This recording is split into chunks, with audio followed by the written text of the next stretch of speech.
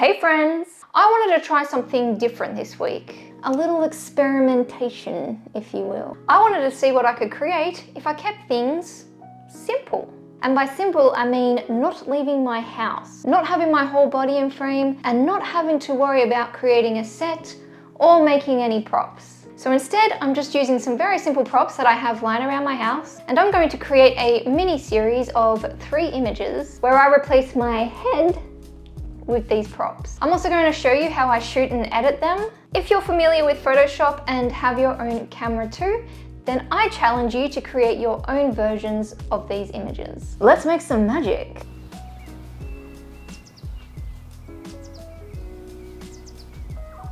No doubt about it, you've got books just lying around the house. And if you don't, well, we need to have a serious conversation.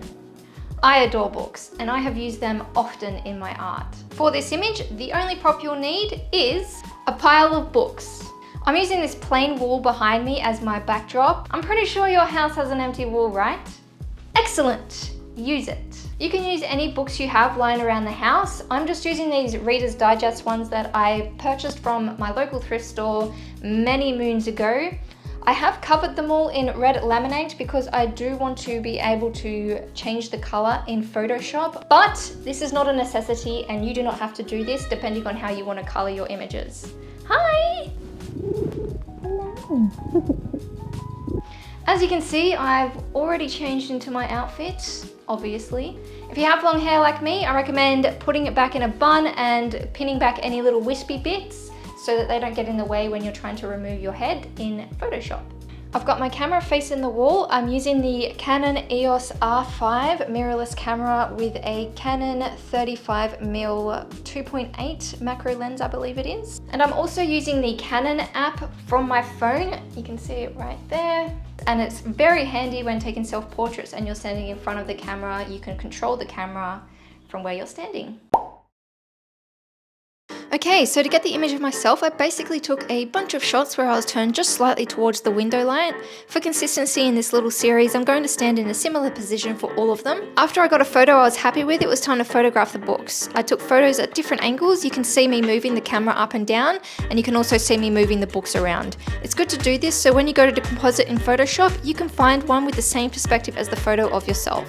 Now for the edit. Pop your image into Photoshop, resize your canvas to whatever size you want. I went with a square. I then painted out the background and my head using a colour swatch picked from the original background. I used a soft round brush, adjusting the hardness of the brush the closer I got to my neck. After that, I removed some creases on my blouse with the patch tool. Then open the image of your books. Use the object selection tool to get a basic selection of the books and drag or copy and paste it into your main image. Add a mask to the books layer and clean up the edges using your preferred method. I used a mix of the brush and pen tool. After that, I added a hue saturation adjustment layer and searched for a colour palette I like. Don't forget to add shadows to your neck. I do this using the lasso tool, feathering between 25 and 50, adding a curves adjustment layer and lowering the midtones or highlights. I then added a solid colour adjustment layer to the background suitable to my colour palette and changed the blending mode to multiply. Added more shadows on the wall where the books would be and cleaned up the edges. To finish it off, I added a texture overlay and here's the final piece. Okay, image number 2. For this one, you're going to need a few things.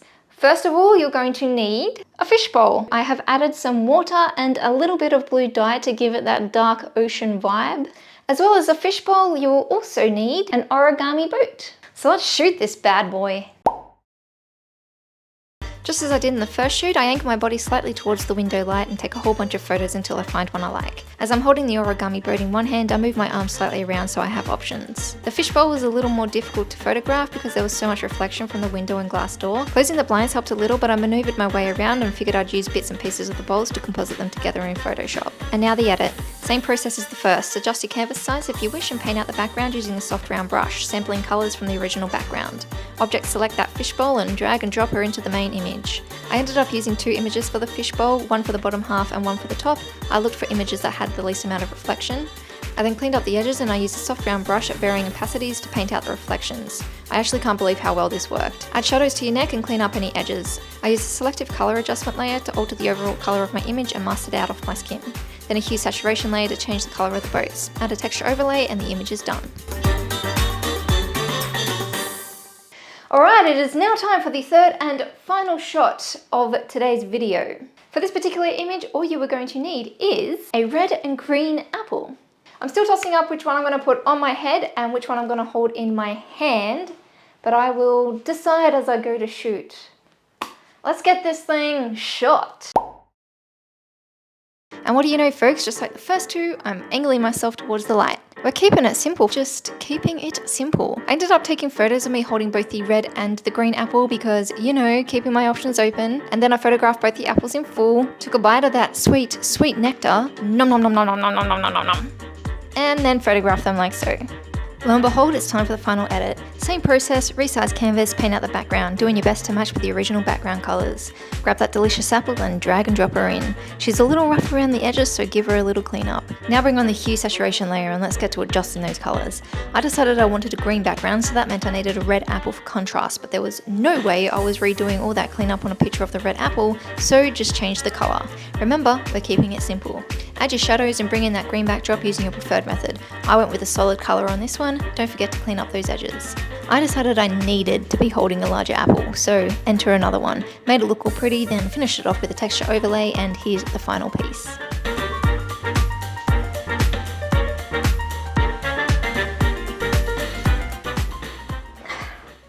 Well, that was fun!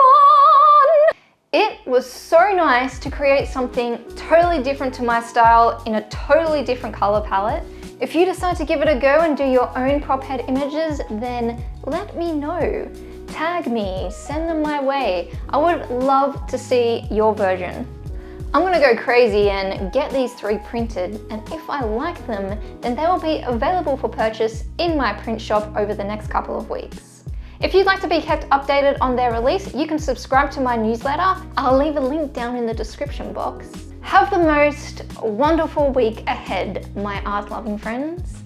Until next time.